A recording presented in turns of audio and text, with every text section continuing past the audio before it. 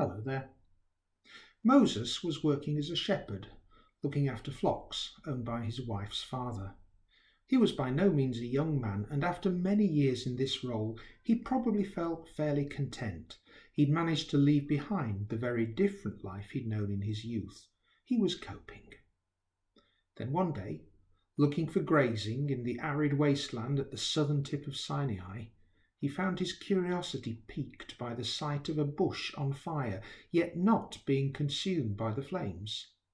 He went to have a closer look, and quickly regretted it. Within minutes he was standing barefoot and terrified, hearing the voice of the God his ancestors had worshipped for generations. This was a significant crossroads. Here eternity met time. That bush was just a stratagem to get Moses' attention. It had worked. Now the God of all eternity could intervene again in human life, and it was Moses he'd chosen to use to bring the Israelites out of Egypt.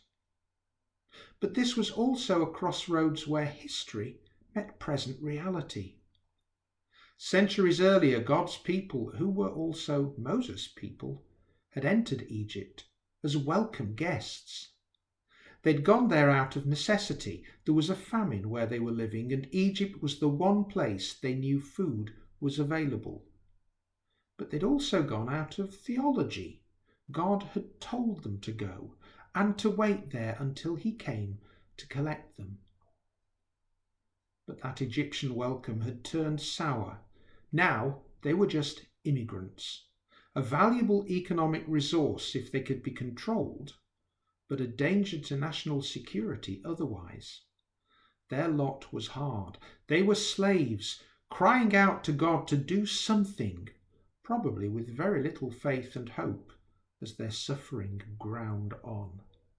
Yet God had heard, and now was his time. Exodus 3 tells us, the Lord said, I have indeed seen the misery of my people in Egypt. I have heard them crying out because of their slave drivers, and I am concerned about their suffering. So I have come down to rescue them from the hand of the Egyptians, and to bring them up out of that land into a good and spacious land, a land flowing with milk and honey. So now go, I am sending you to Pharaoh, to bring my people, the Israelites, out of Egypt. In moments, Moses' comfort zone collapsed before a summons to serve a God he barely knew, a God whose very name he didn't yet know. Faced with the enormity of these demands and the absence of any inkling of personal choice, Moses did what any reasonable person would have done. He panicked and tried to argue his way out of it.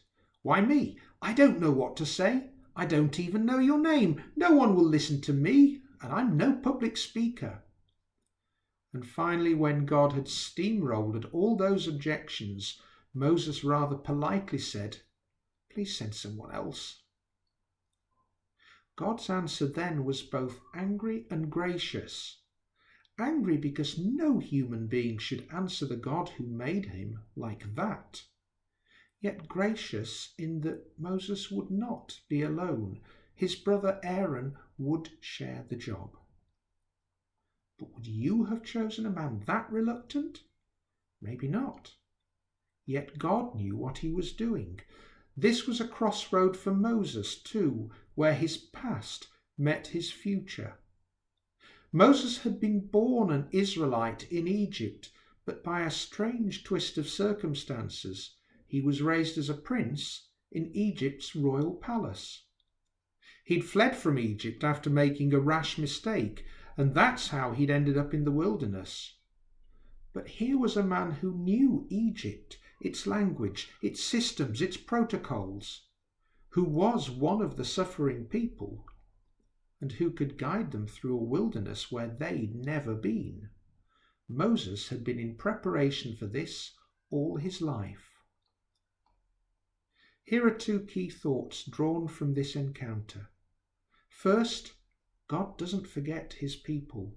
He sees our situation and he's committed to do something about it every time. Second, God patiently prepares people for the part they are to play, not so that they become superheroes, but so that as they trust him, they prove capable of what he commands. Let's pray. You, Lord, are God of eternity and of time, the ruler of history and of the here and now, and the one in whose hands we live with all our past, our present, and our future. Help us to trust you for whatever we face, and help us to discern how you've been preparing us for this moment and what it is you want us to do for you today. Amen. Until next time, take care and trust God.